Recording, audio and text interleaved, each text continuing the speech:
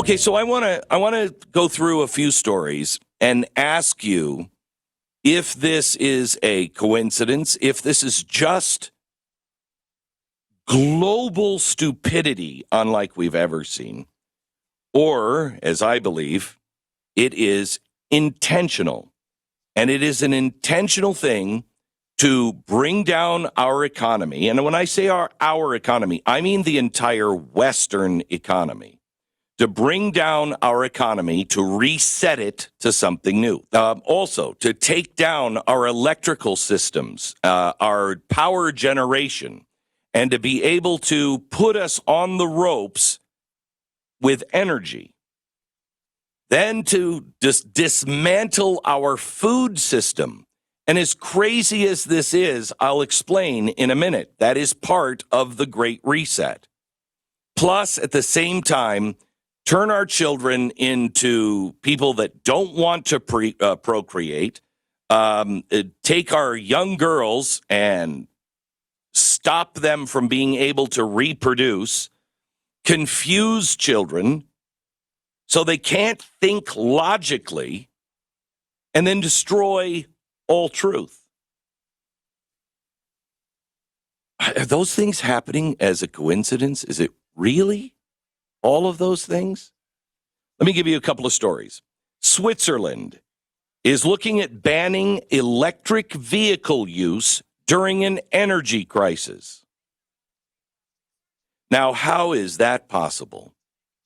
How can the all-blessed battery and electric car be considered as something we could ban during an energy crisis? It's supposed to save us energy.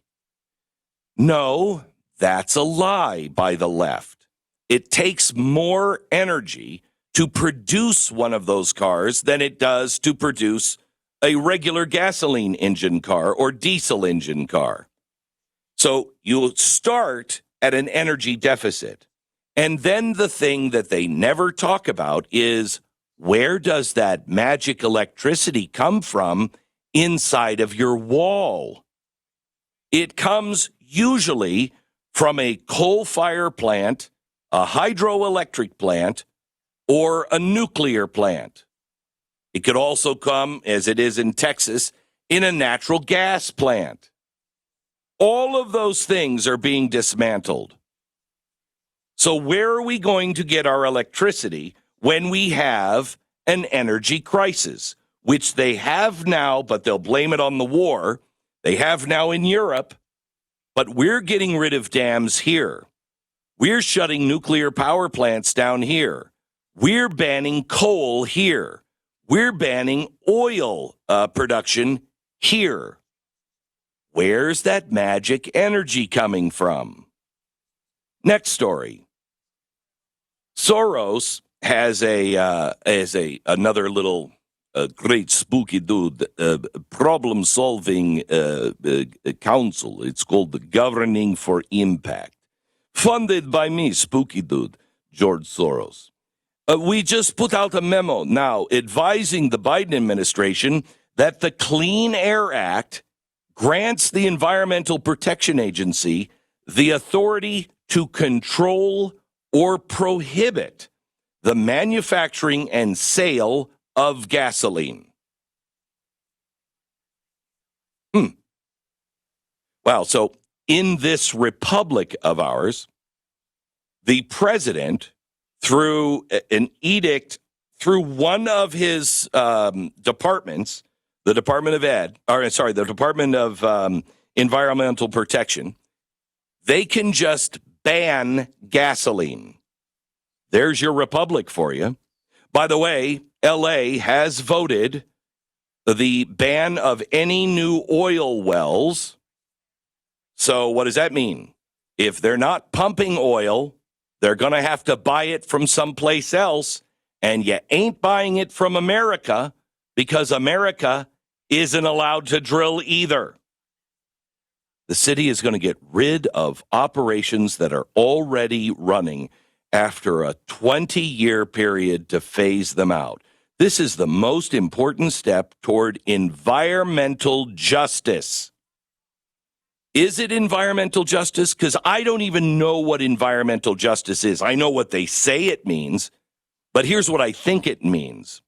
The intentional destruction of our way of life. All right, let me give you this one. Is this a coincidence, or is this very well planned? A joint resolution has just gone to the House in Michigan.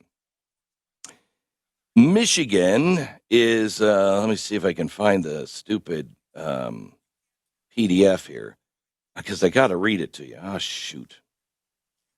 Michigan is now looking and putting a joint resolution in, Joint Resolution Y. They are looking now to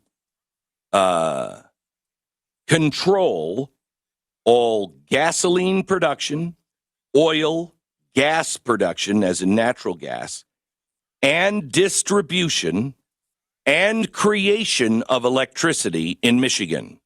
The state is now discussing a takeover of the entire energy sector in Michigan, and they want to do it through eminent domain. So Michigan is now talking about a state takeover of all electricity, all gasoline, all natural gas. I couldn't see what could possibly go wrong there. I think Whitmer is probably the most important person in the electric production and distribution family. Do you know anybody who's more qualified than the governor of Michigan? Is this an intentional enslaving of people, or are they just this stupid? You'll have to decide. Let me give you this story. Yesterday, I told you about the Netherlands and how farmers are being bought out by the state if they won't stop using nitrogen fertilizer. The farmers have been protesting, saying we will not be able to grow enough food. We will not be able to have enough cattle to be able to feed Europe. Now, remember, you might blow off the Netherlands as who cares about the Dutch farmers. The Netherlands are the second largest food exporter in the world. The second. So all of Europe will starve if you destroy the farmland in the Netherlands. That's exactly what they're doing. They've said because of global warming, the World Economic Forum says we can't use any kind of modern fertilizer. So because we can't use modern fertilizer, we're not only going to be cold in the winter because we can't use fossil fuels, but we also are going to be starving. Now, I told you that story yesterday and warned you that it is coming here. Let me give you today's story. German farmers are ordered to slash their nitrogen fertilizer usage to comply to the EU and World Economic Forum green laws. So Germany is banning farmers from using nitrogen fertilizer, which, by the way, because of nitrogen fertilizer, we probably have 50% more yield to our crops. That means 50% less food if you don't use it. It's not like we have a better solution. We're just saying, stop using this. Exactly what we're doing with energy. We don't have the magic green energy yet, but we're just stopping producing hydroelectric. We're taking down dams. We're shutting down nuclear power plants. We're shutting down coal plants. We're shutting down oil and replacing it with nothing, just a different lifestyle. You won't own anything and you'll like it. I'm sorry, but all of this is the intentional destruction of your way of life.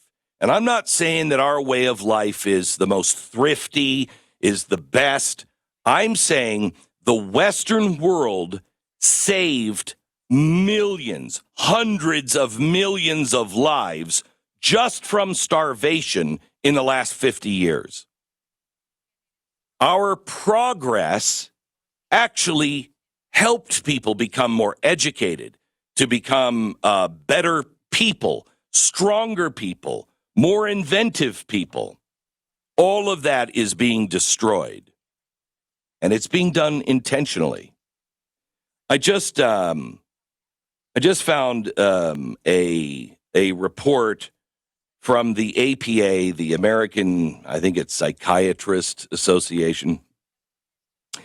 And in this, they talk about the social benefits and the social drawbacks for identity conflict. So identity conflict is, I don't know if I'm a man or a woman. I don't know who I am.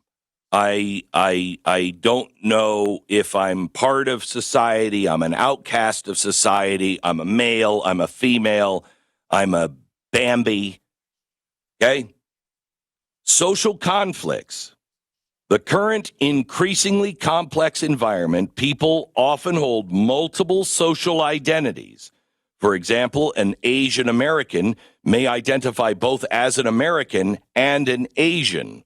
A mixed race person may simultaneously identify with both races.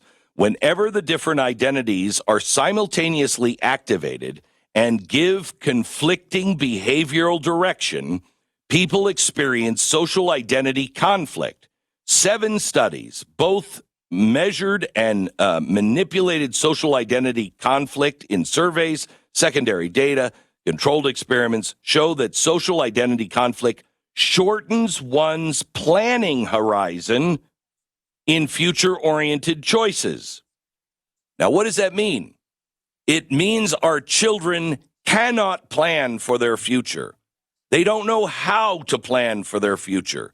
They can't look to the future. So not only have we confused them, we are also not teaching them critical thinking. We're teaching them never to question. And because we've confused them, they can't think critically and make any long-term decisions. Now, is all of this being done because somehow or another, the whole elite world has just forgotten science? Or is this being done intentionally by a group of elites who, quite honestly, are anti-human? You'll have to ask yourself that question, and your friends that question. But I urge you, America, to ask your friends to hurry and answer that question.